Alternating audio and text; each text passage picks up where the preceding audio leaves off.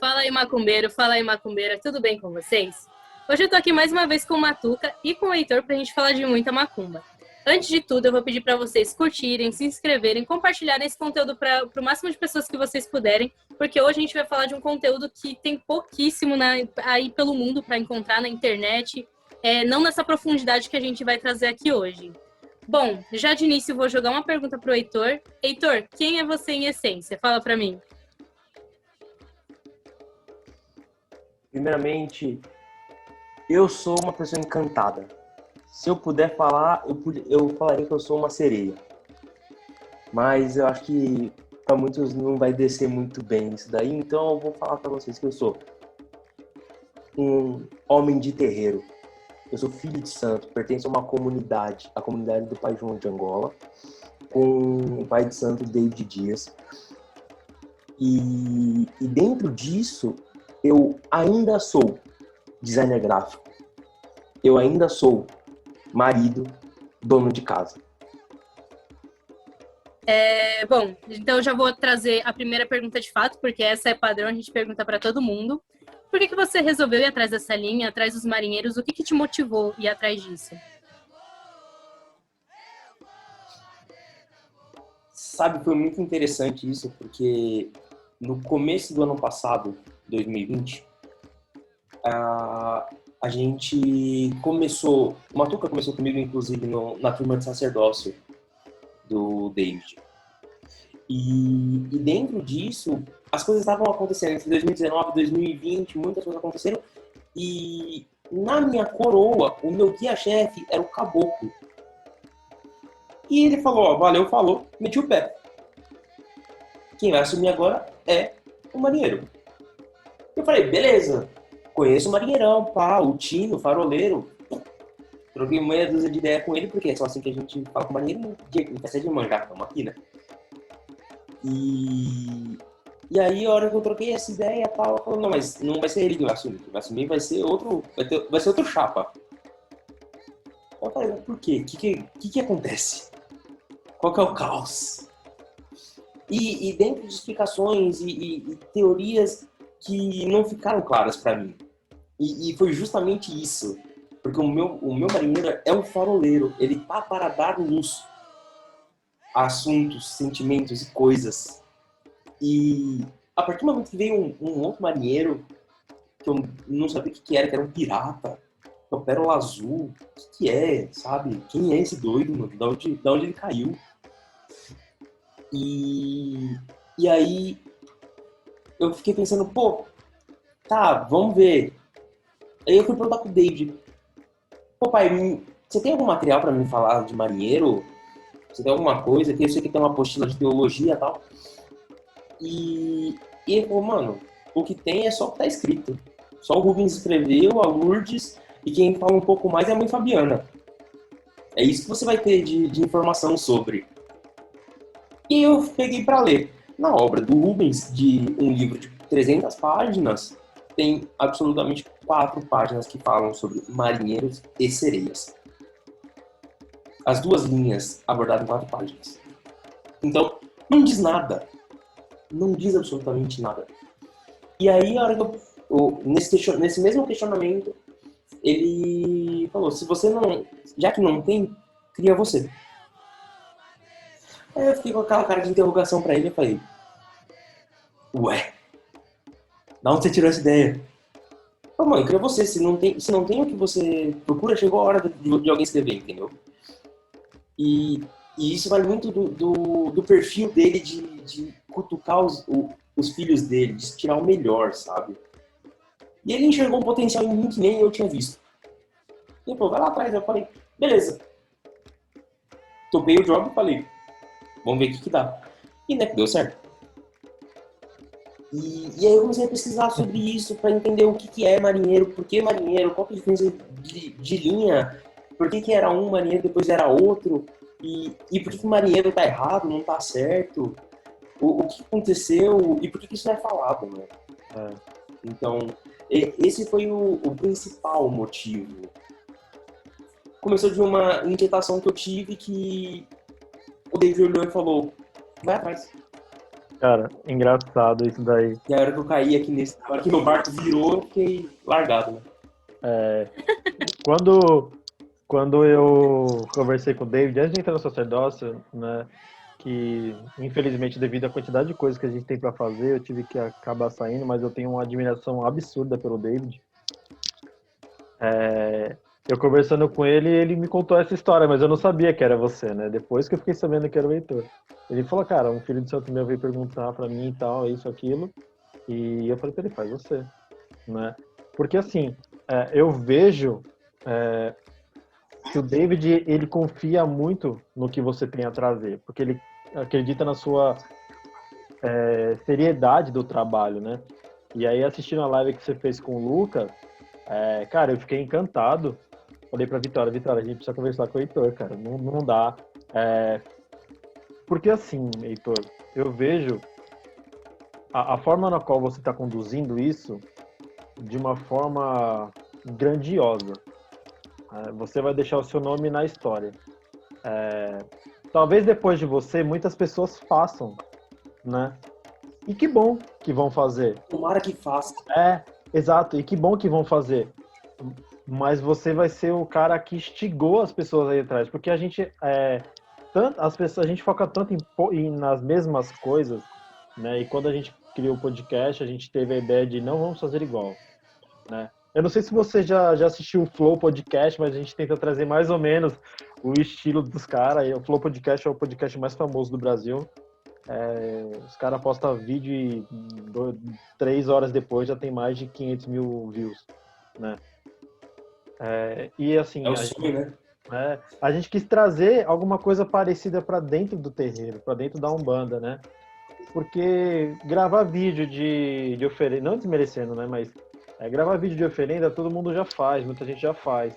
Falar o básico todo mundo já faz, né? Falar o que o Rubens falou é repetir o que ele fez. Então, quando a gente fala, a gente traz os itãs, porque a gente traz a origem, a gente traz como que é mais ou menos o culto no candomblé e como foi migrado para a Umbanda quando chegou na Umbanda, enfim. E é quando você começa a falar de marinheiro de uma forma que ninguém fala, com propriedade do que você está falando, né? Com embasamento filosófico, teórico e poético, como você diz, você consegue prender a atenção. E aí você será capaz de libertar as amarras da castração que existe dentro de algumas linhas, né? E quando você fala, né, o pessoal, marinheiro, isso, aquilo, é só capitão, ou é só o povo do barco e tal, cara, é que as pessoas realmente não entenderam, né? A linha é do mar, a linha não é o cara da marinha, né? As pessoas sempre E é castram e isso, sabe? limitam todas as linhas e, tipo, segura. E a gente vê muito isso até na própria esquerda. Eu vejo que muita gente gosta de falar sobre esquerda, mas, tipo, não vai atrás de entender os fundamentos, não vai entender o que é, por que é. Não, só fica seguindo o padrão e repetindo as mesmas coisas, sabe? Exato. E aí, teve uma gíria de Iemanjá, não, perdão, uma festa de marinheiro que nós fizemos, uma gíria de marinheiro. E no final da gira veio um Exu que eu nunca tinha incorporado, Exu Maré. E eu fiquei encantado pela força dele, pelo trabalho dele, né? E ele vem nessa linha, porque na minha casa a gente não cultua um todo da linha do mar. E aí ele tem que vir numa linha, tipo, de Exu, que não é a linha que ele trabalha, mas é a linha que eu limitadamente no meu raciocínio, cedi espaço para ele. Da questão. Quando ele vem na linha de Exu, é porque na minha questão limitada de marinheiro, né, que você vem desconstruir isso, que é muito fantástico, faz com que ele fique à vontade para trabalhar onde tiver que trabalhar. E se você trabalha com uma questão de linha das águas, né, e aí você vai englobar tudo que o Heitor vai nos trazer, eu acredito que seja melhor do que linha dos marinheiros, né? E aí eu acho que agora o Heitor pode discorrer, Vi, fica à vontade para fazer as perguntas para ele. Até porque, Matuca... Até se ele quiser falar sobre isso, sobre a questão da linha das águas e não a linha de marinheiros, acho que é interessante. Pode falar. Até porque marinheiro é um termo que não abrange tudo. Não abrange. Dificilmente vai ter um termo que abrange tudo. Mas marinheiro, do jeito que está posto hoje, diz sobre o oficial da Marinha, de terno, fardado, de capzinho na cabeça, que representa o Estado. O Estado hoje é o que mais nos oprime e o que mais mata o nosso povo. Então, se a gente está cultuando o marinheiro do jeito que está sendo cultuado, a gente está cultuando o opressor. Verdade. Isso é um fato, porque é igual caboclo. Caboclo é um termo pejorativo. Então, se a gente está cultuando do jeito que a gente está cultuando, tá errado. Uma coisa é você pegar o termo e ressignificar ele. Porque o Baba Sidney diz que nossa luta também é semântica, quando a gente está falando pelos povos de terreiro. Então, a hora que a gente entende que marinheiro não representa e não engloba todo mundo que está para as águas, que tem a subsistência da água, e aí a gente pode levar em consideração quem está diretamente ligado ao mar, quem está indiretamente ligado ao mar e quem não está ligado ao mar, mas ainda assim faz parte de um ecossistema marítimo. Uhum. Então, por exemplo, o rio ele está indiretamente ligado ao mar. A gente tem linha de ribeirinho, linha de canoeiro. Você dificilmente vai ver um canoeiro se manifestar na linha de caboclo. Dificilmente você vai ver um ribeirinho se manifestar na linha de caboclo. Você vai ver cacique. Todo mundo quer incorporar cacique. Uhum. Igual capitão. Todo mundo quer incorporar capitão. A gente quer colocar hierarquia até nos guias que a gente incorpora. Mas dentro disso, uma linha que dá espaço para que todos eles se manifestem é a linha de povo das águas. A gente tem, dentro da academia, o termo que se é discutido é povos do mar. E povos do mar engloba os ribeirinhos, por exemplo. Mas ainda assim, o povos do mar ele deixa limitado porque o nosso consciente é limitado. A gente tem uma criatividade muito boa para inventar linha de umbanda, para fazer culto de coisa que não tem a ver com a nossa cultura. Mas na hora da gente interpretar o que os guias têm para nos dizer, a gente acaba sendo bem limitado. Se não tiver óbvio, a gente não entende. Nem o óbvio a gente entende, né? Exato. Tem que levar isso em consideração. Então, a gente tem, dentro disso, as divisões de ofícios ligados ao mar, que aí a gente tem o jangadeiro, o canoeiro, o pescador. A gente tem ofícios que são indiretamente ligados ao mar, que são os artesãos, os faroleiros, os estivadores, que eles estão para esse comércio, para essa beira da praia. Mas ainda assim a gente tem os marujos. Os marujos ele se refere a todos. Marujo é um termo que se refere a todo aquele que vive das águas. Então, se você encontrar alguém no meio desse sistema que ele vive, ele se nomeia como marujo. Não importa se ele é pescador, se ele é faroleiro ou se ele é uma criança. Ele é um marujo. Então, ainda assim, a gente tem que levar em consideração que existe o capitão. Os oficiais da Marinha, eles estão. Até porque o almirante negro, que foi o responsável pela revolta da Chibata, ele estava dentro da Marinha. Então a gente tem esses ícones. Entende? Não é o capitão que está batendo na tripulação. São os que estão fazendo revolução lá dentro.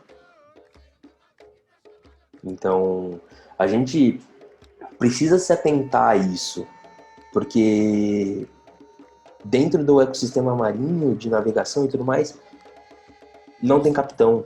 O capitão, ele tá para ser capitão de tumbeiro, para ser capitão da marinha, para ser patente. Para o ecossistema, de navegações, existe um mestre de embarcação.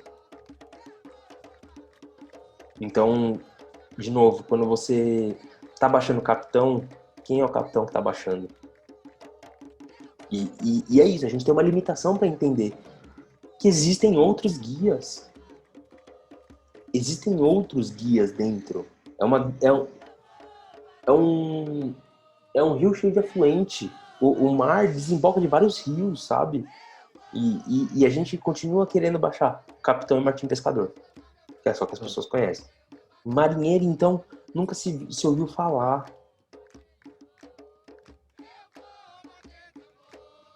Até pouco tempo atrás, o homem não incorporava pombagira. Tem muita coisa, né, Heitor, para se quebrar de paradigma ainda.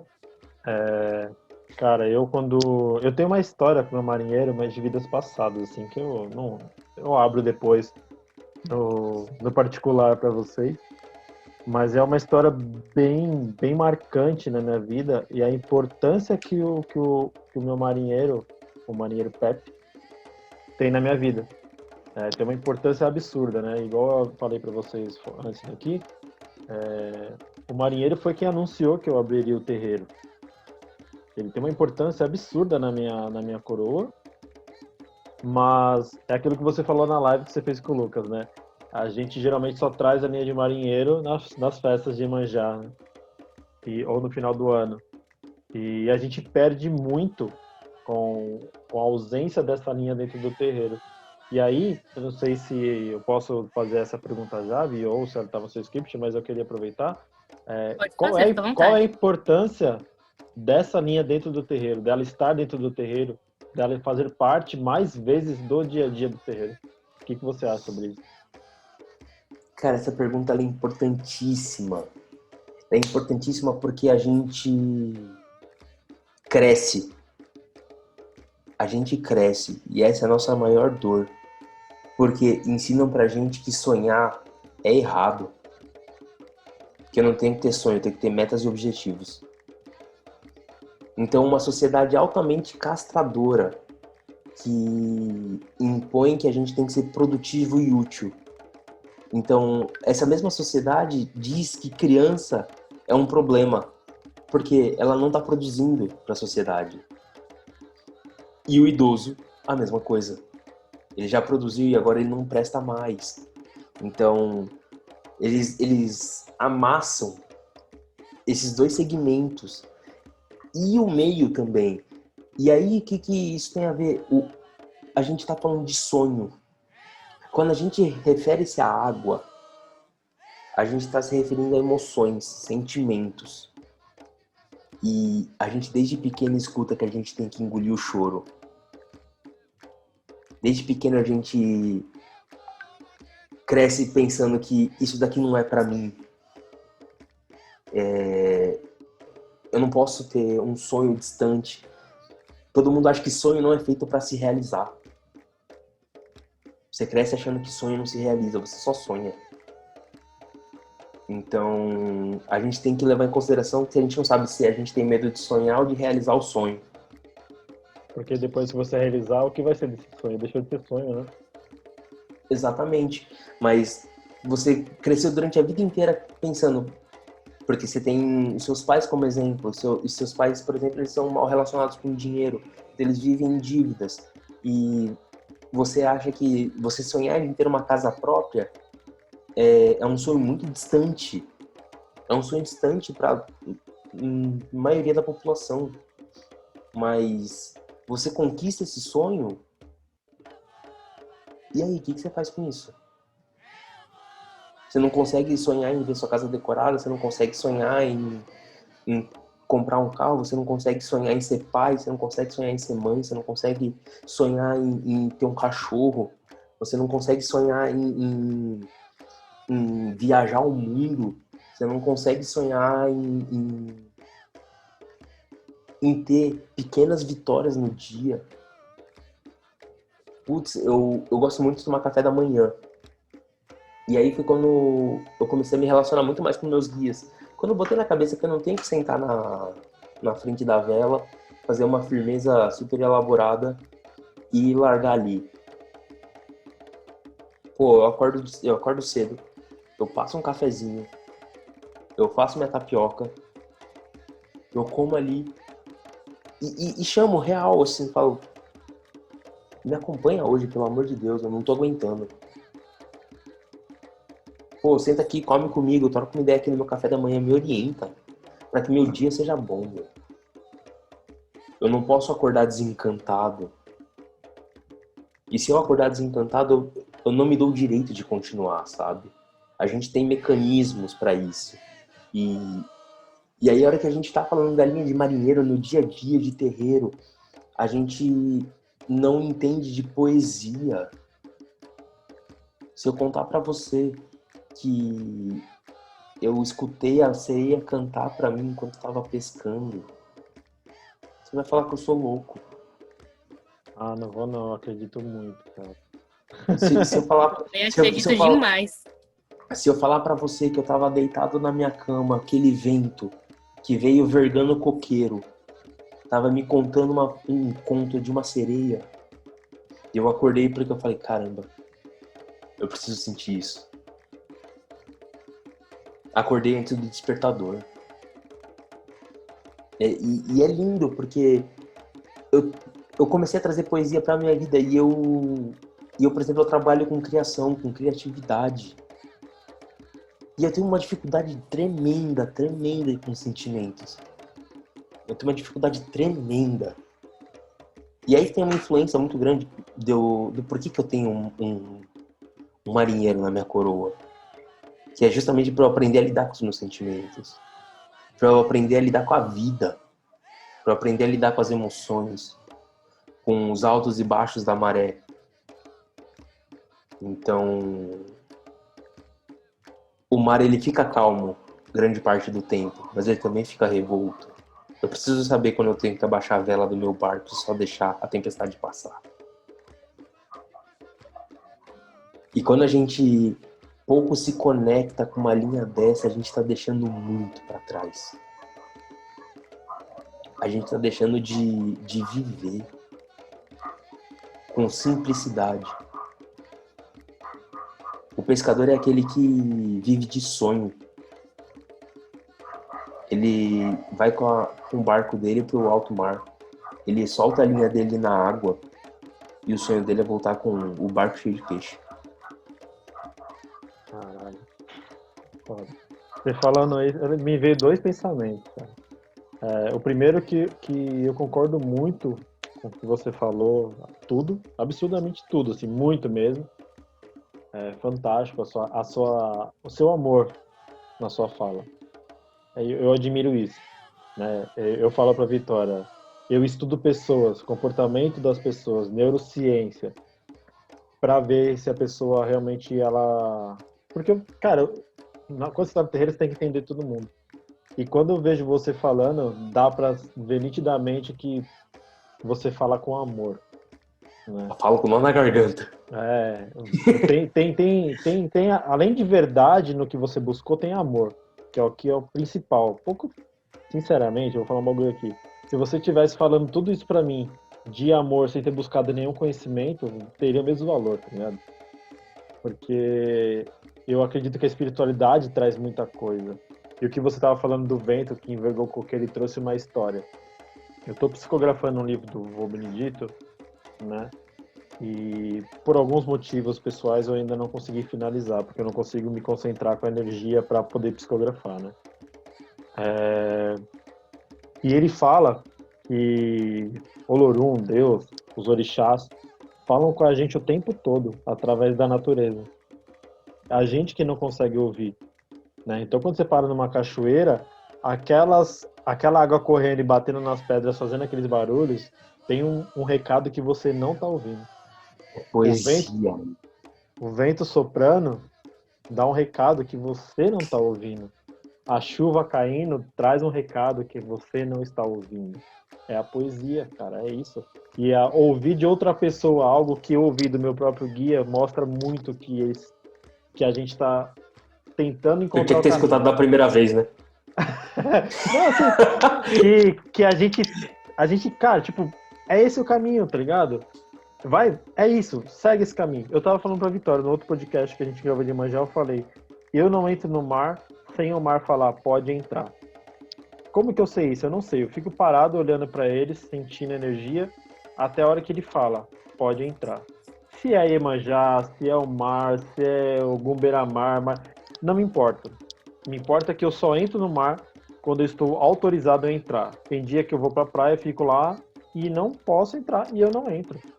Não era dia para eu estar com aquela energia e eu não tenho problema em não entrar. Então eu não falto com respeito, porque naquele momento eu ouço o que a natureza está me dizendo. E é bonito ouvir outra pessoa trazendo a mesma história, tá ligado? E aí você vê, tipo, como as coisas estão aí. A gente só precisa observar, né? E é isso, a gente ritualiza a vida, né? A gente ritualiza a existência. Porque a partir do momento que eu reconheço o mar como orixá, eu reconheço tudo dele como um orixá. Eu reconheço o mar como orixá, eu reconheço Iemanjá como mar. Eu reconheço o marinheiro como a própria representação do mar na minha vida.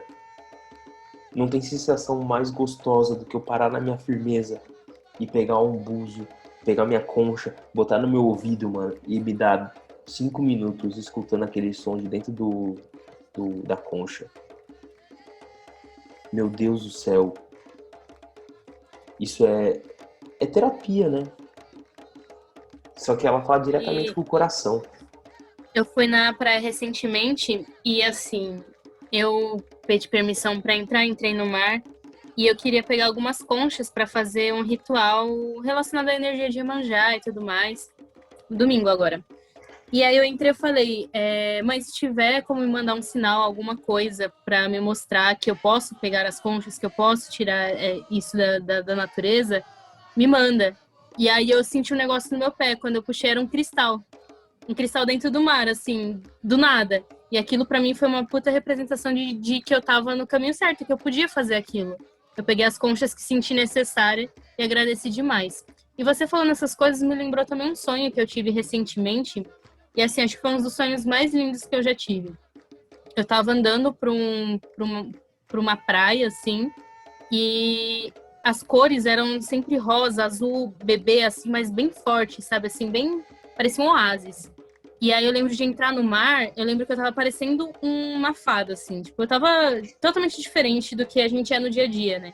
E eu sentava, vinha um tubarão e uma baleia, ficava, tipo, interagindo comigo, mas não me atacando, sabe? Interagindo. E tinha uma pessoa no barco conversando comigo.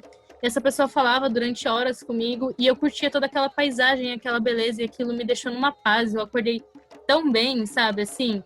E foi uma semana, na verdade, 2 semanas atrás tinha sido uma semana muito conturbada para mim em relação aos sentimentos, por N questões pessoais que eu passei. E eu senti que aquilo ali me aliviou de todas essas questões. Então, quando você fala do sentimento, da representação do sentimento que eles trazem, desse trabalho emocional que eles trazem, para mim faz total sentido, porque eu senti isso na pele, né? Senti no meu dia a dia. E é muito lindo. Eu não tenho outras palavras para descrever o que você fala do que é muito lindo. Exatamente que eu acho que as suas palavras, apesar de você não estar fazendo poesia, mas é poesia, entendeu? Assim, a forma como você fala, o amor transforma tudo que você fala em poesia. E sabe o que é muito louco, Gui? Porque dentro do que a gente entende por sentimentos, a gente representa com água. E aí a gente... Por que marinheiro consegue... Ele se dá tão bem com o sentimento, com a água, ele consegue ficar em pé no barco, jogar a rede, segurar a cachaça, esperar a rede cair. Ele toma cachaça, ele pega o caju, dá uma mordida, solta pra sereia, pega a rede, volta e ele não cai do barco. Ele é aquele que... a zona de conforto dele é na água, é no sentimento. Então, toda vez que você vê um marinheiro no terreiro, quando ele tá em terra, você vê ele cambaleando, tem a ver que ele tá bêbado, e tem a ver que é a mesma coisa que a gente tentasse ficar em pé num barco, a gente ia cair. O marinheiro, ele não fala de razão, e a terra representa a razão. Então, a zona de conforto dele é na água, ele consegue ficar em pé num barco. mas manda ele ficar em pé na terra. Até porque o marinheiro ele é o profissional do silêncio. Então, ele passa 10, 12 horas em cima de um barco em silêncio pescando. Porque ele não pode espantar a pesca dele. O barulho espanta. Então, depois de tanto tempo em silêncio, a hora que ele tá em terra, se ele não estiver fazendo festa, ele tá errado. Por isso que ele tem muita fama de arruaceiro, sabe? De bêbado, de vagabundo, sabe, o estereótipo que a sociedade coloca. Sim. De porque ele tá bêbado. Cara, ele passou o dia inteiro trabalhando. Deixa Em o cara, silêncio, né? sozinho. Ele e a sereia. Na moral, se você não chega em casa e abre uma cerveja depois de um dia de trabalho, meu, por que ele não pode fazer? Exato. Entende? Então, E a água é um condutor, né, cara? A energia deles conduz muita coisa, né? Muita coisa. é isso. E eu tento trazer uma visão mais humanizada da linha. Porque ele é meu antepassado. Ele estava vivo. Na verdade, eu só tô aqui porque ele teve. Então, se ele tá me guiando, é porque ele passou pelos problemas que eu ainda vou passar. Ele só vai pegar na minha mão e falar: ó, filhinho, vem cá. Quando eu fiz isso, deu ruim. Escuta o pai aqui, teu barco não vira. Aí. Que se virar, pelo menos a gente sabe como levanta já. Você não vai precisar ficar 3 dias embaixo do barco tentando virar ele. Eu acho linda essa humanização, porque a gente tem que parar com essa questão de endeusar todo mundo. Obviamente, eles são muito mais sábios que a gente, né? Eu não vou nem falar iluminados, é sabedoria mesmo, né? Eles são muito mais sábios que a gente. Eles têm uma clareza da vida que a gente não tem. E eu vou te interromper, Matuca, porque eles só são mais sábios porque eles já passaram por isso que a gente tá passando. É só por isso. É isso. Né? E aqui não coloca, tipo, porque eles são guias de Umbanda. Eles são por merecimento, né? Porque eles sabem o que eles estão conduzindo, aquilo que você falou, né? Se é um cara que não sabe conduzir a própria vida, ele não vai saber conduzir a dos outros. Né? Então ele soube conduzir a vida dele e ele soube, me corrija se eu estiver errado no meu pensamento, mas ele soube conduzir a própria vida e tem autorização para conduzir outras vidas, né? Porque também não é qualquer um que chega num terreiro, incorpora e consegue ajudar alguém, né? Então, eles passaram pelo que a gente passou. Perda, vitórias, conquistas, derrotas, sofrimentos, desilusão. Os caras sabem, né? A gente, quando vai ficando mais velho, né? Não que eu seja velho já, mas quando a gente vai ficando mais velho, tudo que você já passou na vida, você já sabe, se acontecer, você já sabe qual é o caminho, né? E é o que você falou, a gente tem que parar de estereotipar, e principalmente a gente que é da Umbanda, né? Parar de criar estereótipos e julgamentos através de uma energia e de um guia que sabe o que está fazendo, né? E o pior é que nem sempre sabe. A gente tem uma visão muito romântica. A gente não consegue assumir, por exemplo, que Ogum errou. A gente não consegue assumir que Nyansan errou, que Iemanjá errou. Os itãs de Iemanjá tudo conta como ela mostra o poder dela matando a humanidade. Toda vez que ela pode, ela inunda a terra, mata todos os homens. Isso conta nos itãs de Iemanjá. Entende? Então, a gente tem aquela... Parar de santificar, né? A gente tem essa visão muito católica. A gente tem a visão do pecado. É dicotômico, é dual. É positivo e negativo, é homem e mulher. A gente não consegue sair dessa casinha. Sabe? A gente não consegue entender que onde algum errou, eu não preciso errar.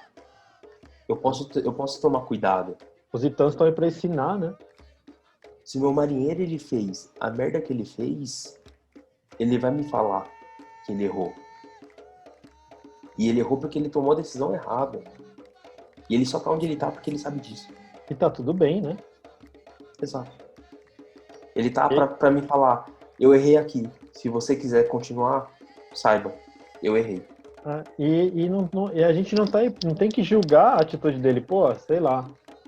Jogar um bagulho bem escroto aqui. Porque na outra vida, cara, eu fiz isso e matei uma pessoa. Você fala, pô, mas você matou, cara, eu tô te falando pra você não fazer, mano. Não tô falando pra você me julgar, tô te contando a história pra você não cagar igual.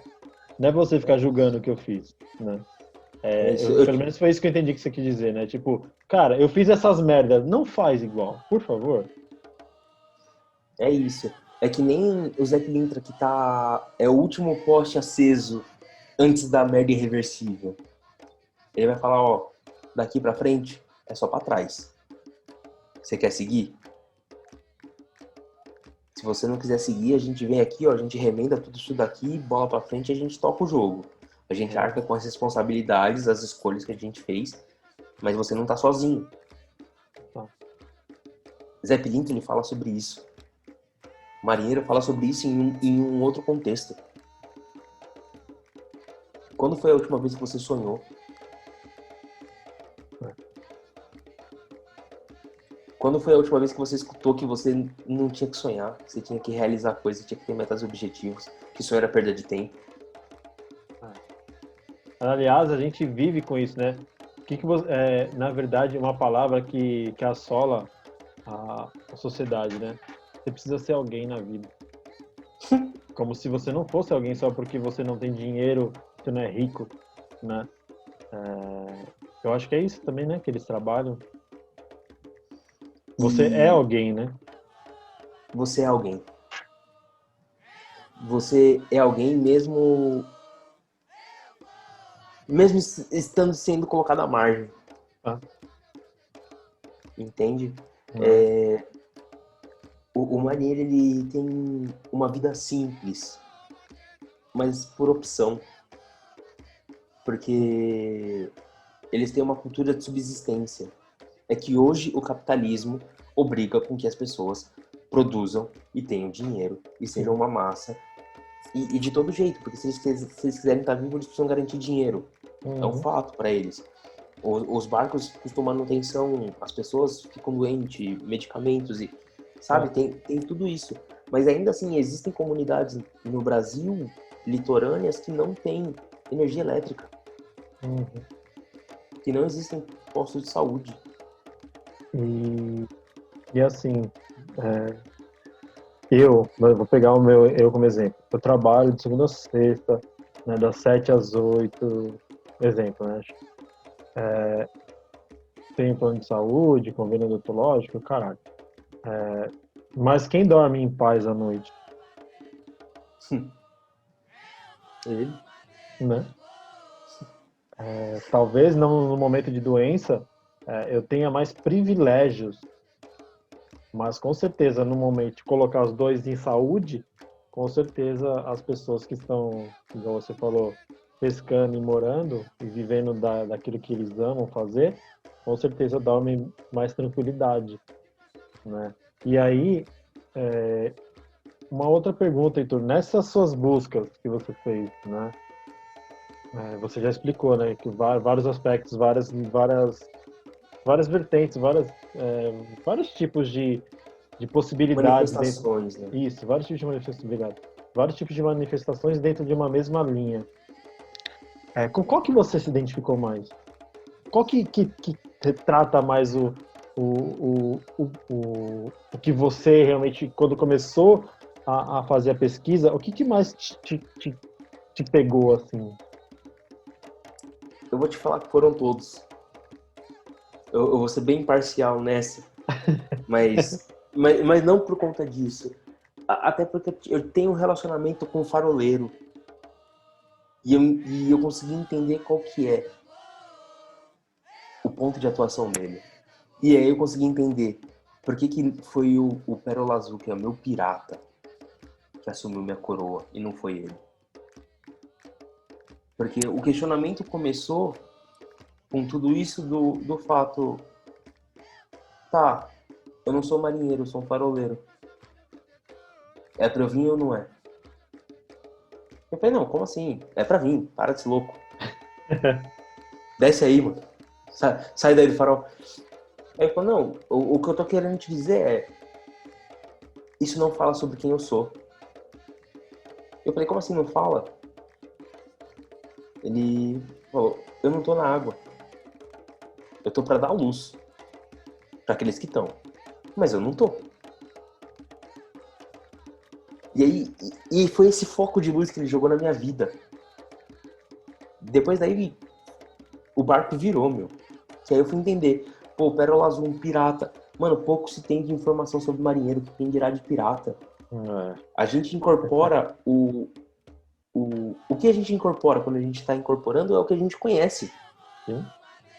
Então, se eu tenho a única imagem que eu tenho de pirata na minha cabeça é Piratas no Caribe, velho. Verdade.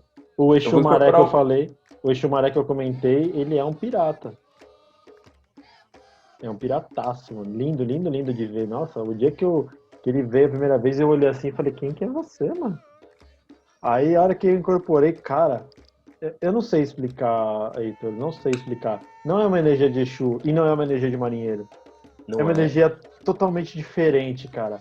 E aí ele pegou, pediu um copo de vinho, um charuto, e eu falei, caralho, que louco isso, porque eu jamais tinha tomado vinho e fumado charuto como um Exu ou como um marinheiro, né? Cara, é uma energia que eu não sei explicar, mas eu amei. Amei demais, eu queria chamar ele toda gira.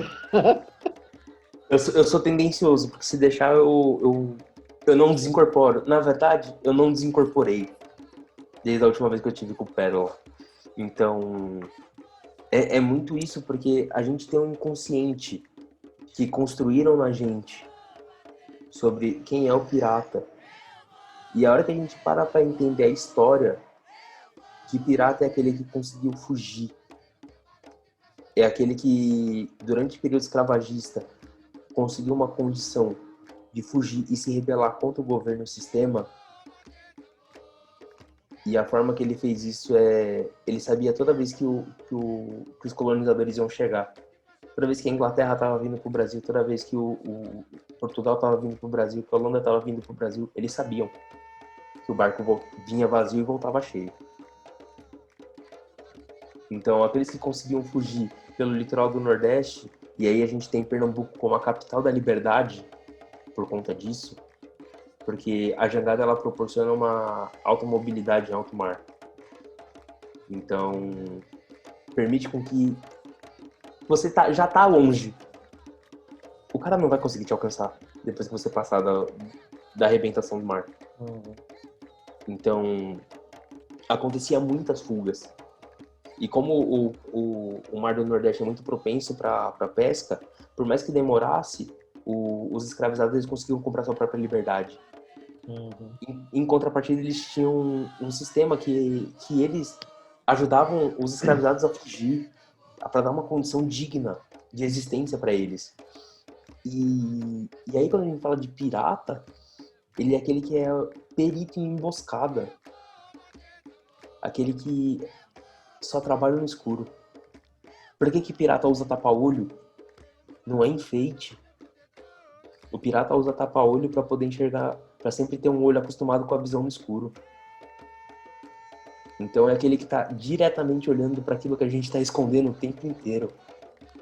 A gente que acha que ele está olhando para frente, que ele está olhando para os outros, estamos enganados. Ele está literalmente se revirando o nosso mar de dentro. É incômodo. Você tá incorporado de pirata, é incômodo. Porque você sabe que ele tá te virando do avesso. Sabe aquela caixinha que você não quer mexer de sentimento?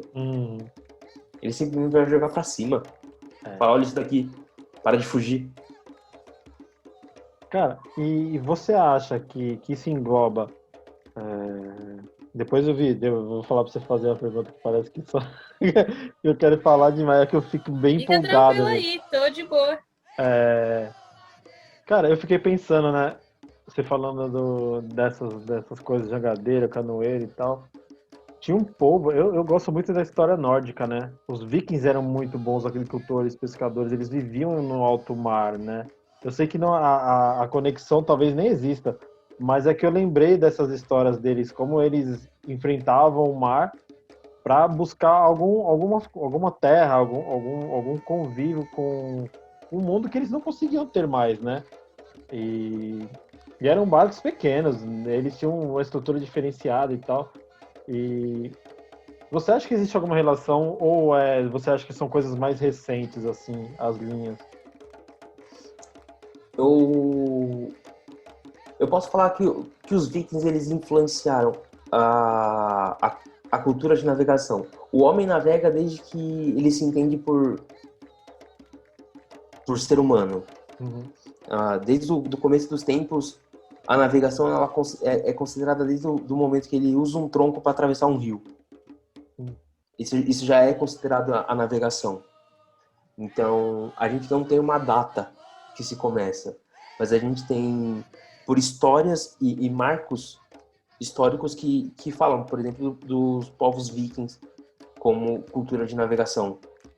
A cultura do Mediterrâneo como uma cultura de navegação, a cultura chinesa como uma cultura de navegação. Então, sempre que você for ver relatos, vão ser desses três povos, prioritariamente. Pode ser que você ache histórias isoladas, mas você vai ver os marcos nesses três povos. E aí, os nórdicos que trouxeram para a área mais central ali do Mediterrâneo, e os chineses que trouxeram pro resto da Ásia. Então, a hora que a gente cai, mas a gente se limita nisso. Porque a linha se manifesta a partir de um grito dos povos marginalizados. Em que momento isso aconteceu? Na Revolução Industrial. As pessoas já devem ter escutado a história do Moby Dick. Uhum. A história do Moby Dick é a história dos ingleses que tinham o comércio da banha da baleia, do óleo da baleia para fazer combustível. Então, era isso que mantinha, por exemplo, as lamparinas acesas. Então, isso era um alto mercado, a pesca da baleia. E aí, beleza, isso é uma caixinha. Tinha pesca da baleia aqui no Brasil, na Colômbia e todo o litoral, toda a costa se tinha isso. E a Revolução Industrial fez com que os pescadores, que já estavam à margem, fossem empurrados ainda mais à margem. Foi junto com a entrada devastadora do capitalismo. Porque até então o pescador ele pescava para a sua subsistência. Ele plantava para a sua subsistência. Então, ele ia para pescar, ele era uma aldeia com 20 famílias. Pô, você pesca para 20 famílias. Você já tem o suficiente, você vai embora. Você pesca no máximo uma sobra para caso sua pesca do dia seguinte não seja boa.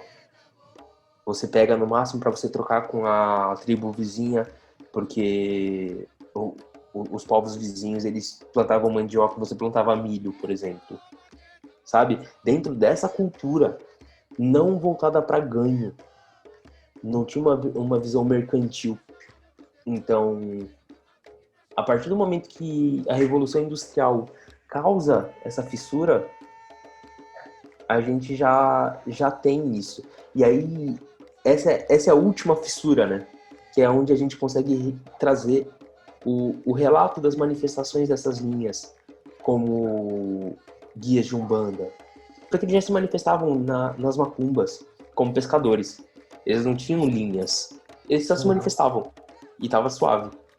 Porque essa linha é uma linha que é extremamente marginalizada por conta da escravidão. Afinal, a escravidão se deu pelo mar. Sim. Isso impactou diretamente o ecossistema marinho. A diáspora inteira, né?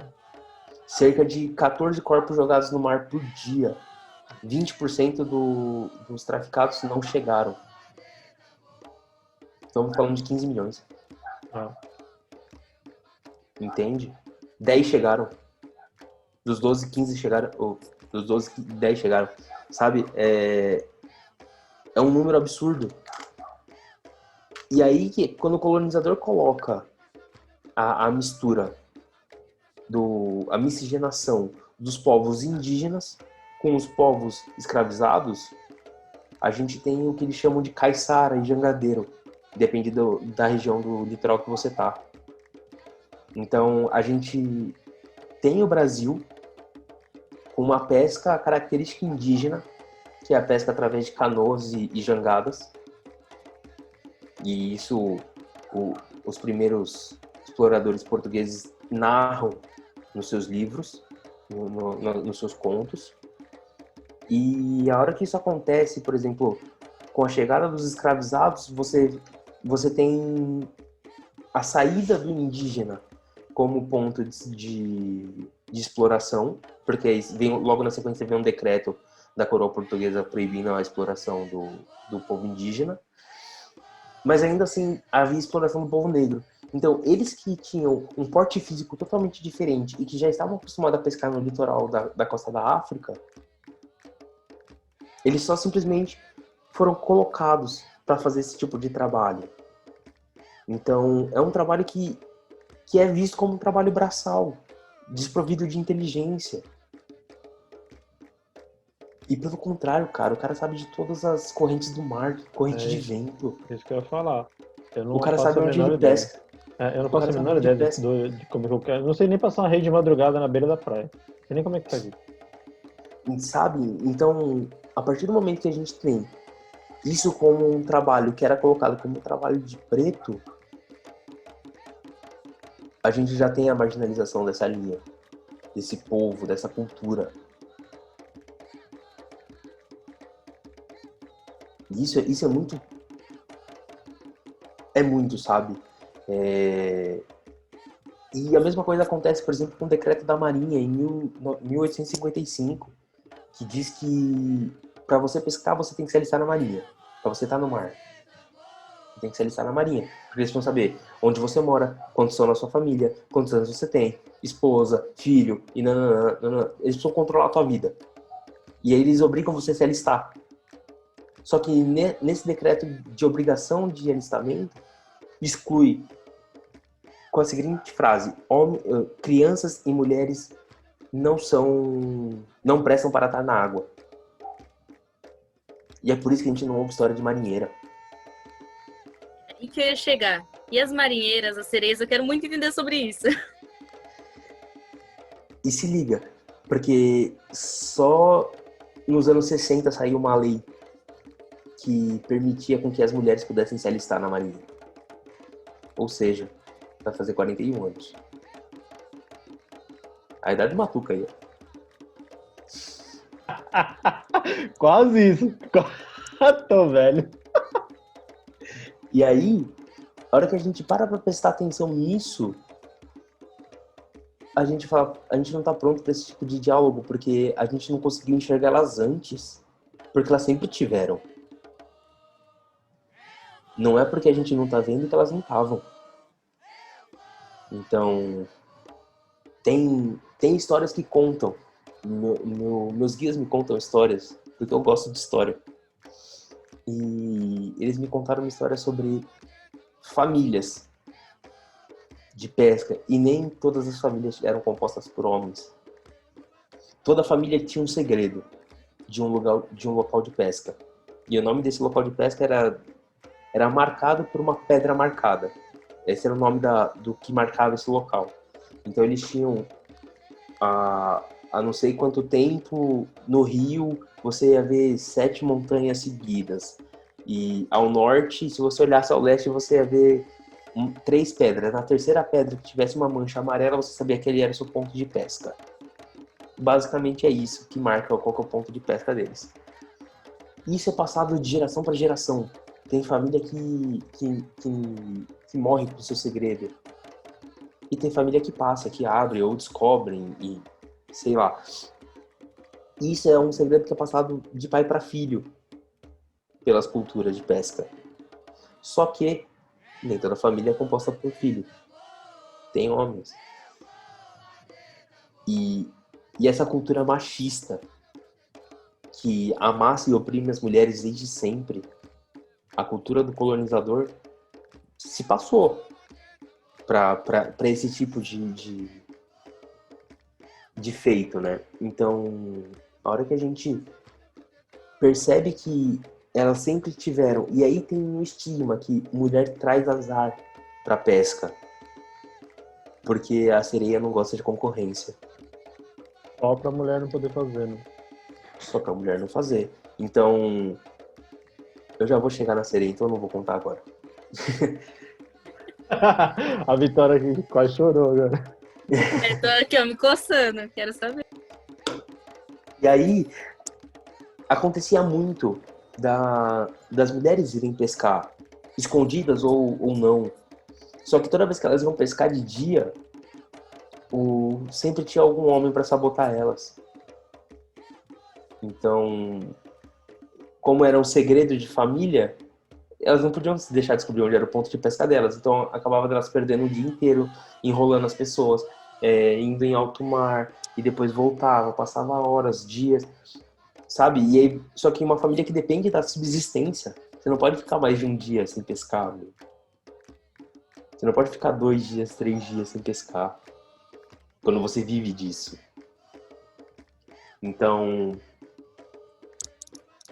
hoje você vai ver muita guia se manifestar com o nome de estrela, com céu, com lua, porque elas saíam para pescar à noite, onde ninguém ia estar.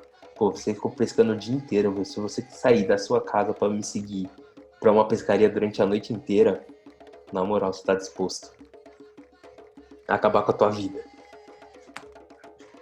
Entende? E aí você vai ver muitas coisas relacionadas a esse universo da lua. E aí a gente já consegue assimilar a lua como o sentimento, o feminino e aquelas caixinhas que a gente tenta colocar toda hora, sabe? Então, a gente não vê marinheira porque a gente não tem conhecimento. Porque a gente acha que pescaria é só pra homem. Lá no terreiro, as mulheres têm esse costume, porque quando a Tami trouxe a primeira vez, a gente não tinha conhecimento, mas ela veio, a marinheira pirata, né? Veio, incorporou, e aí deu uma liberdade para que as pessoas pudessem trazer essas marinheiras, as suas piratas, né? E, cara, e a gente se falava, mano. Aí todo mundo fala, mas tem isso na Umbanda? Se não tem, não sei, mas aqui tem. É isso, tipo, né?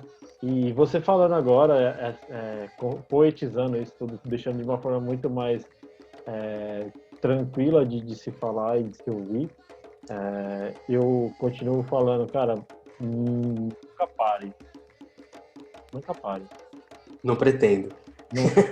Porque você pode escrever um livro de 800 páginas, depois você vai achar mais e vai completar o seu livro e se torna uma referência naquilo que você faz, né? Que não E essa é adianta uma dificuldade. Essa é uma dificuldade muito grande de escrever um livro. Eu estou tentando montar o curso.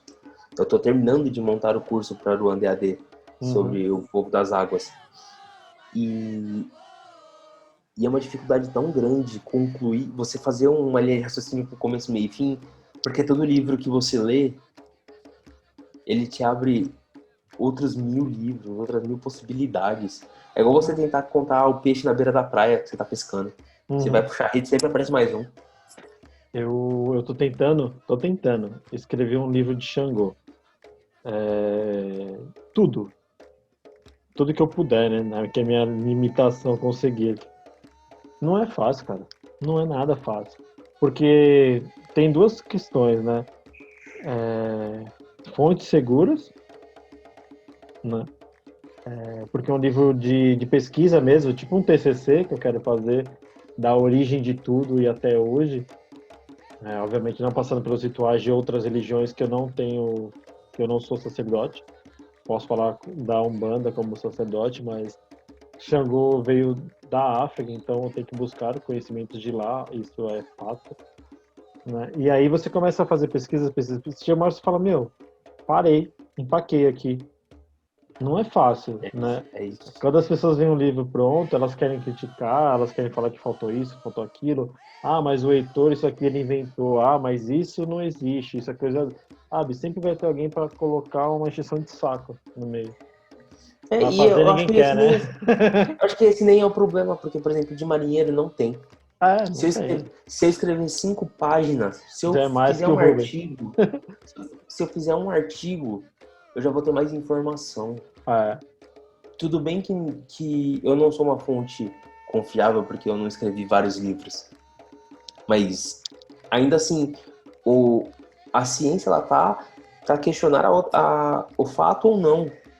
E eu não tô falando que o que o Rubens disse é mentira. Até porque ele foi o único que disse. no começo, né?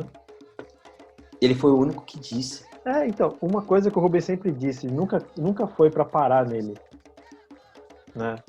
O Rubens escreveu tudo que ele escreveu, tudo que ele trouxe, e ele sempre disse, não é aqui que acaba, né? E aí tem gente que simplesmente acaba, e tem gente que é incomodada igual eu, você, o David e outras pessoas que querem sempre, cara, mano, não pode acabar aqui, né? Eu estou fazendo uma pesquisa sobre uma pessoa muito marcante na sociedade, que é a Madame Satã, o João Francisco da Silva, né? Da Silva dos Santos, perdão, agora eu esqueci. Que é uma representatividade tão grande dentro do terreiro e pouco falado, né? E além de eu tô fazendo pesquisa sobre a navalha também, sobre outras entidades que são pouco faladas, né? Porque todo mundo geralmente quer falar do Tranca-Rua e do Zé Pilintra. E eu acho que já tem bastante gente fazendo isso, então eu vou falar, sei lá, do Zé Baiano, sabe? Tipo, é isso, tá ligado? Tem tanta linha para se buscar, tem tanto guia para se buscar, e o que você tá fazendo é excelente. Tipo, meu. E outra, tem uma coisa maior, a espiritualidade tá do seu lado. É Dane-se o isso. resto. Dane-se o É resto. isso. E é trazer uma experiência digna, honesta. Porque o que as pessoas fazem hoje é falar, não, o marinheiro não vem bêbado. Ele não é o bêbado. E pelo contrário, ele é o bêbado. Ele é. Porque ele não tem o pecado. Ele não é de pecado, ele não tem esse puritanismo. Qual que é o problema dele ser o bêbado, né? Exato. Tudo bem que essa não é a característica dele. Mas se ele vier, ele tá. Entende? Isso não é uma culpa, ele não é o pecado da carne, não é os vícios da carne espírita. Entende? Ele não é santo. Não, ele vai tomar um golinho só pra restabelecer o éter do sangue. Sabe? Isso não tem o menor sentido. Você tá falando de uma incorporação, meu. Você tá falando de alguma coisa que não tá pra razão. E aí, se você acredita na sereia ou não, pouco importa. O que importa é que eu já escutei ela cantar. O que importa é que ela existe, você acreditando ou não. O que importa é que eu já escutei ela cantar. Se você não escutou ainda, quem tá perdendo é você. E aí a gente cai nesse mundo da sereia, que é uma vala gigantesca, porque... Posso falar um ponto antes de você entrar na sereia? Pode, com certeza. Na verdade, eu queria falar da dualidade, porque assim, quando eu incorporei marinheiro / marinheira, eu não soube identificar se era homem ou mulher. É uma energia tão diferente e tão, assim, transcendental pra mim, que eu não consegui identificar o que era aquilo. Só veio, assim, me tomou por completo e eu senti cada coisa que vinha, que trazia, que trabalhava, mas eu não consegui identificar se era homem ou se era mulher.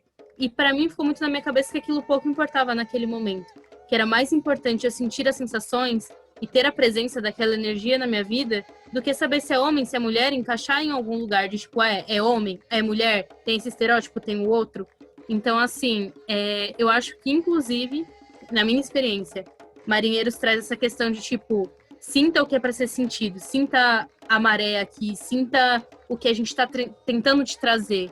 Pouco importa o que eu sou, importa o que eu te trago, o que eu te faço sentir, sabe? É exatamente isso, Vi, porque pouco importa. O que vai mudar na sua vida saber se é marinheiro ou marinheira? Ele te falou o que ele é? Se ele não te falou, não importa. Até porque a gente tá cansado das pessoas tentando definir a gente o que a gente é. Na sociedade tá cheio de gente querendo colocar você numa caixinha. Isso é dor. A gente tem que levar em consideração que a gente tem povos de terreiro e os povos de terreiro são compostos por corpos, pessoas e existências. A gente não tá nem aí se é homem ou se é mulher. Porque se falar que é trans, por exemplo, a gente não vai acreditar. Cara, é muito legal isso que você falou. Desculpa te cortar. O meu cigano, que eu trabalhei muito tempo, e aí vem aquelas críticas, né? Que deve ser homem ou deve ser mulher. O cigano que eu trabalhei durante anos, exatos 7 anos com ele era homossexual. E eu Isso mudou o sabia. que na sua vida? Exato. Nada, muito, muito pelo contrário, eu admirava muito ele. É uma energia que, assim, quando ele parou de vir, porque a gente, lá no terreiro, a gente não tem gira de ciganos mais. A gente tem um trabalho específico de Mazina ou Tissara, eu não lembro exatamente o nome certo, que tem uma filha de santo que é sacerdotisa cigana. E aí a gente abre um dia específico para que ela realize esses trabalhos. E dentro desses trabalhos, faz os trabalhos do povo cigano mesmo, né? E aí ele não veio mais para vir outro cigano chamado Malaquias. E quando ele veio me falar que ele não via mais incorporar, cara, eu desabei de chorar, desabei, porque ele exala amor demais, demais, demais, demais. E ele, quando ele dá o passe numa pessoa, parece que o passe dura 2 horas e ele fica, sei lá, 5 minutos, que ele coloca a pessoa num transe instantâneo, assim. E a primeira vez que eu incorporei ele, eu incorporei ele, eu saí do meu corpo e eu estava em um campo aberto, assim. A incorporação dele é uma incorporação onde eu sou levado para outro lugar, enfim. E ele era homossexual, e isso pouco importa, né? Uma vez, por que eu decidi escrever sobre o Dano Satã? Que é exatamente isso. Uma filha de santo perguntou, né, se ela era homem ou era mulher. Aí a resposta da pombagira na hora, para mim, foi com as pombagiras eu sou mulher, na linha de malandro eu sou o que eu quiser, né? E é isso que você falou pra Vitória, pouco importa o que é, desde que você sinta, né? Eu tive uma experiência com o herê da Priscila, meu melzinho, que a gente não sabia o nome dele antes. E ele se manifestava e tal, ele só vinha e aquela alegria toda. E aí a gente perguntou, mas e aí? É menino ou menina? Aí ele falou, nossa, que necessidade que vocês têm de colocar todo mundo numa caixinha, né? Já revelação, né? Exatamente, foi a revelação e ele quebrou nossa perna. Ele quebrou nossa perna, porque até então ele não tinha falado o nome nem nada. Então, ele falou, se é pra me colocar numa caixinha, eu sou um menino, me chamo Pedrinho. Mas isso pouco importa. Eu gosto de conchinha. Eu gosto da água do mar. Pode ser? Sabe, é outra parada. E isso quebra, tipo, muros e muros e muros e muros de existência na gente. Porque a gente não quer saber sobre os outros corpos. Porque eles não afetam a gente. O nosso local de privilégio nos permite com que a gente não se preocupe com isso. E pelo contrário, por a gente estar no nosso local de privilégio, a gente tem que falar sobre isso. Isso tem que ser incômodo.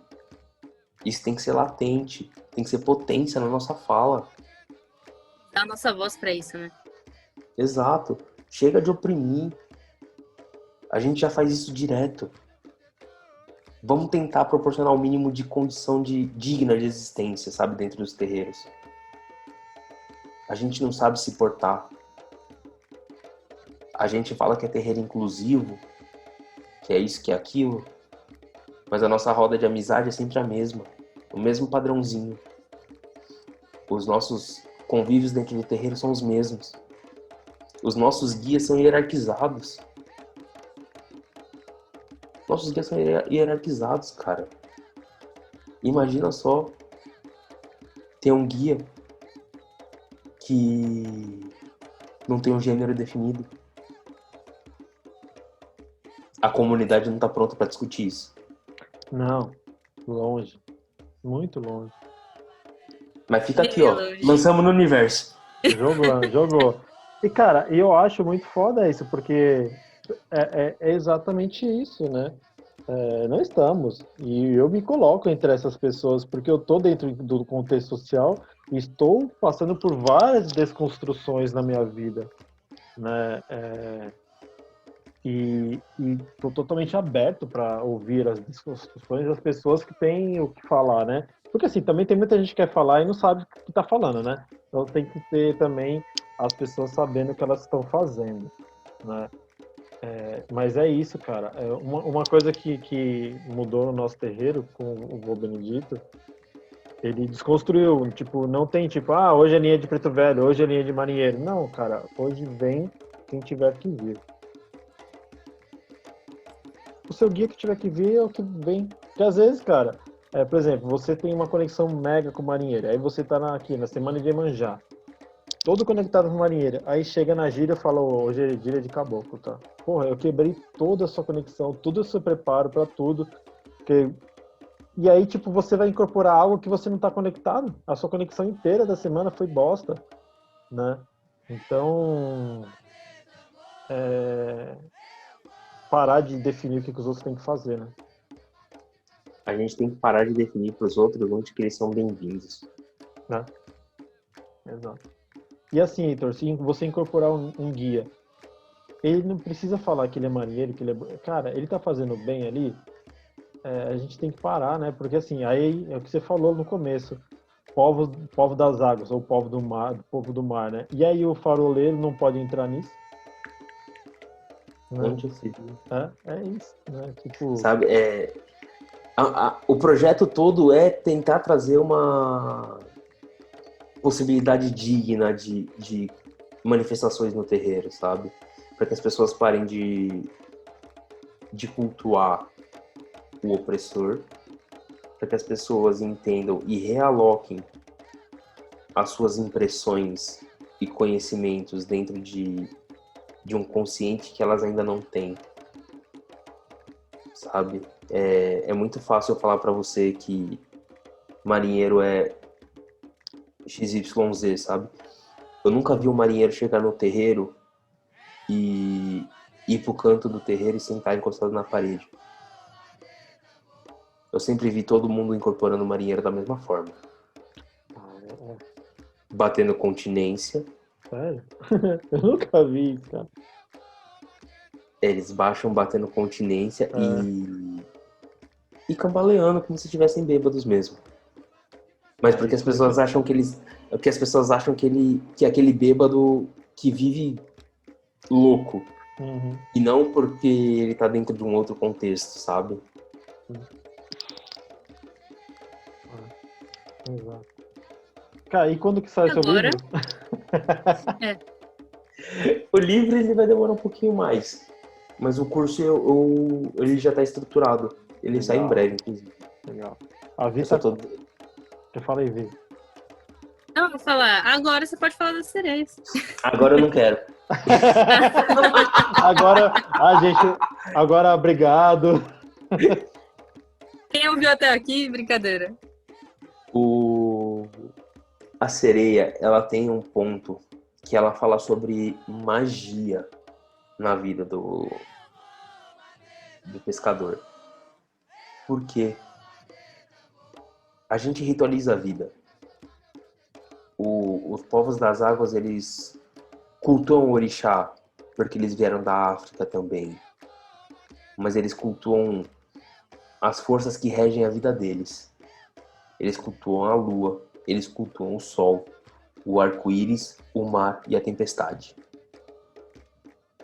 Esses são os principais cultos dos povos das águas. A tempestade diz para eles que eles não podem pescar naquele dia. que se ele for pescar vai dar ruim. E eles acreditam que a tempestade foi um sinal do sol para eles desacelerarem. Então, para eles saberem que tá tudo bem, eles fazem, ou para que as coisas fiquem bem, eles fazem oferenda pro arco-íris. O arco-íris é a conciliação, é o sinal para eles que eles tá tudo bem, pode voltar a pescar. Então, a hora que a gente entende isso, a gente traz a principal companhia do pescador, a sereia. A sereia que canta para que todos eles durmam quando o sol vai embora. Ela senta na pedra, na luz da lua, e canta para todos eles dormirem. E do mesmo jeito, quando o sol nasce, ela canta para os ventos, para que o vento passe no ouvido do pescador e fala: ei, tá na hora de levantar.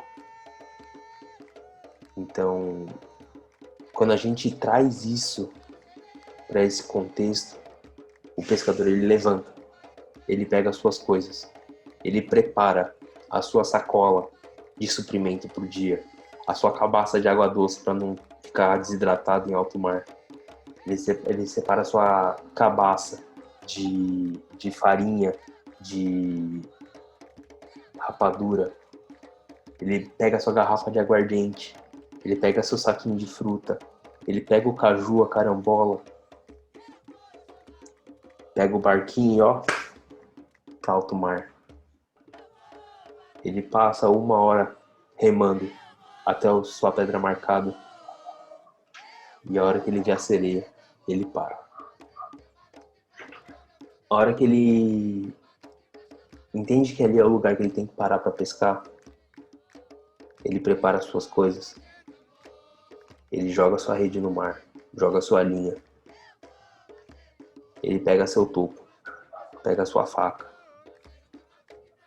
Espera o tempo passar. Nesse meio tempo, enquanto ele prepara uma escultura, ele se alimenta. Uma mordida no caju para ele, uma mordida para a sereia. Um gole da cachaça para ele, um gole da cachaça para a água. O pescador também faz a oferenda dele, para que aquela rede volte cheia no final do dia.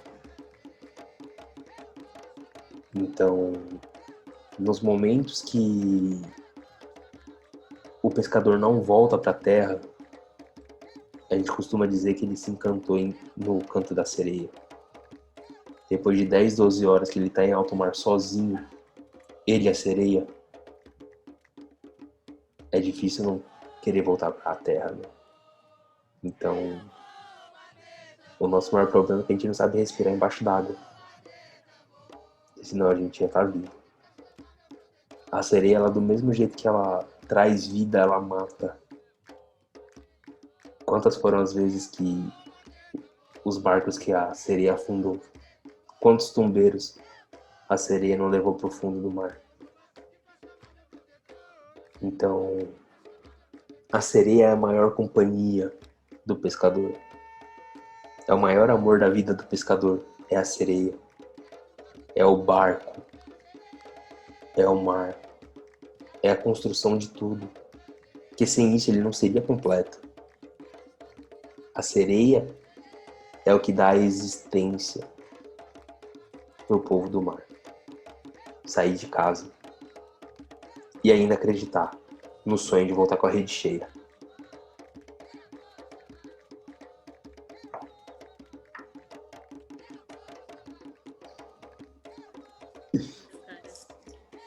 Tô aqui, não tem mais o que falar. Ave Maria. Como é que deu um... Acho que tem um negócio aqui, cara. Tem um oceano no meu olho, peraí. Que Ave lindo. Maria. Eu tô emocionada. E é incrível porque a sereia canta para que a gente acorde para a vida. A sereia, ela chama a gente para ir atrás dos nossos sonhos. E a gente não escuta. Quando foi a última vez que a gente se sentiu vivo em meio a tanta morte?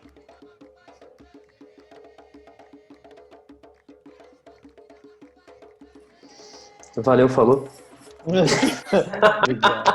Ah, não tem nem o que falar mais, cara. Nossa, Maravilhoso, Heitor. Parabéns. Cara, sim. Não tem nem o que falar. Assim, eu admiro muito tudo que você está fazendo. Quando eu vi a sua live com o Lucas, eu falei pra Vitória, a gente precisa falar com esse cara. Precisa falar com o Heitor. O Heitor eu já tenho um contato maior. Vamos chamar o Lucas outro dia para falar também. Cara, sensacional o trabalho, o amor que você está dedicando. Eu fico feliz. É uma das lives que a gente sempre faz assim, né? Entrevista e alguma coisa de conteúdo. Entrevista e conteúdo. Essa aqui já é os dois. É uma entrevista e conteúdo, tipo, para estudo. Falar, vocês querem entender a linha? Então, por favor, vai ouvir o que o Heitor tá falando, depois a gente conversa. Porque... já bota de conteúdo Coringa. Exatamente. Porque assim, Heitor, eu não sou um cara vaidoso, tipo de... Quando eu tenho alguém que sabe o que tá falando, eu falo pros meus filhos, cara, pode ouvir o que essa pessoa tá dizendo, né? Porque eu tenho total clareza de que ninguém nunca vai saber tudo, né? Exatamente. E eu tenho as minhas limitações porque eu trabalho, e eu não consigo ficar o dia inteiro me dedicando para a religião, né? Eu me dedico à religião nos momentos que eu consigo. Então, se tem uma pessoa capaz, competente, que está buscando do jeito que você está fazendo, porque eu vou pegar e falar, não, deixa que eu ensino. Pô, o cara tá aí, velho. O cara sabe o que tá falando, né? Então, e eu trabalho muito no coletivo, né? Quando a gente fundou o terreiro o nome era para ser Colegiado de Xangô. O colegiado é onde várias pessoas decidem o que vai acontecer, várias pessoas têm direito de voz e tudo mais.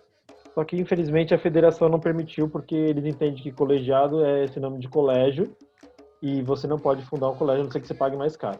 Só que não entender o que é um colegiado, né? Não é escola nem colégio, mas tudo bem, não vamos debater esse assunto agora. Deixa pro próximo, vai. Quando eu olho o colegiado, porque a gente não mudou a estrutura. A gente mudou o nome, mas a estrutura continua igual. Então, às vezes eu falo assim, gente, o que vocês querem? Aí, isso, aquilo, tal, isso aqui. Quando vem alguém que fala uma coisa coerente, com fundamento, e aí a gente faz. Tá ligado? Eu não sou dono da verdade, eu só estou à frente dos trabalhos, né? Então, quando tem alguém que tem um conhecimento igual você está se aprofundando, não existe concorrência, cara. Eu jamais pensei nisso, eu jamais vou pensar. Eu não trago essas coisas. E a Vitória, a gente não tem ideia de ganhar dinheiro com isso, né? Se ganhar dinheiro, vai tudo pro terreiro. Então, a gente tem a nossa profissão. Então, assim, quando sair seu curso, pode ter certeza que a gente vai divulgar pra caramba. O David é parceiro, a plataforma eu sei que ajudou a sustentar o terreiro de vocês. O David vive para isso, né? Ele vive para a Umbanda e não da Umbanda, que são duas coisas diferentes. Ele vive para isso, ele dedica o tempo dele para isso. Então, cara, a gente vai divulgar pra caramba o seu curso. Quando a gente puder, tudo que a gente puder fazer, por menor que seja, a gente vai fazer. Então, cara, eu vejo a hora de você fazer o curso, de lançar. Ele ia sair agora dia 2, meu, só que eu não dei conta. Imagina, não é fácil. Eu falei comigo. Não, mas não é fácil. É uma falha, tudo tem seu tempo, mano. Não, eu falei porque eu me dei um prazo. Aí eu não cumpri. Mas, tudo bem. Não, mas não é fácil, né, Heitor? Quando estiver pronto, sai. Mas não é fácil, não é fácil produzir do jeito que profissional, né? Do jeito profissional não é fácil, né? Demanda tempo, demanda investimento de tempo, dinheiro, né? Então, cara, só o fato de você estar falando com a gente, para mim já é algo grandioso, é riquíssimo. Isso, cara, se chegar em uma pessoa e essa pessoa comprar a sua, ele conseguir absorver o que você está passando, já valeu, sabe? Então, eu já admirava o seu trabalho, como as coisas que você faz no Aruanda, e agora, assim, te admiro mesmo como pesquisador de algo que ninguém nunca havia trazido. Você está sendo o primeiro de muitos que vão fazer. Tomara. Parabéns pelo seu trabalho, muito mesmo, assim. Cara, faz o curso, escreve um livro, planta uma árvore, tenha um filho.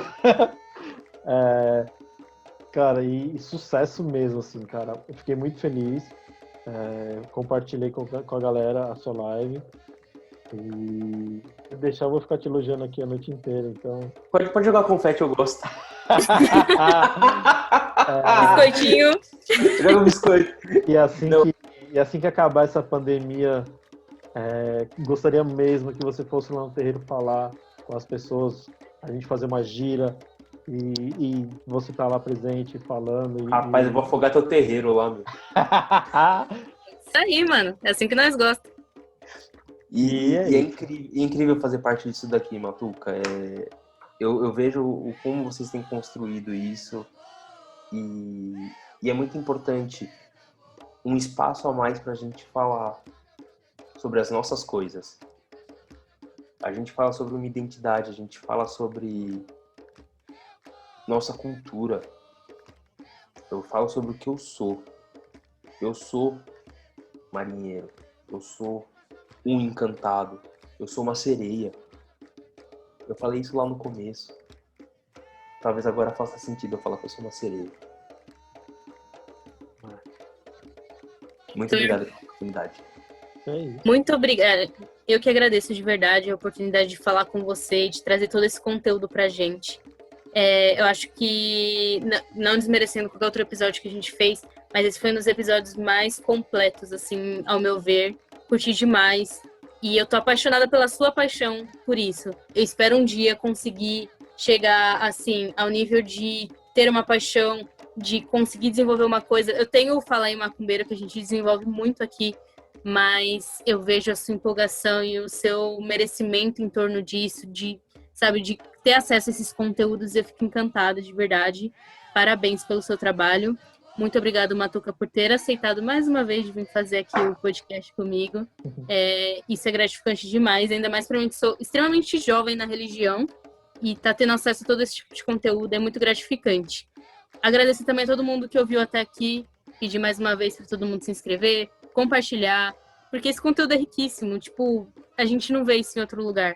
Então, de verdade, muito obrigada aos dois e muito axé. Axé, Fred. Axé.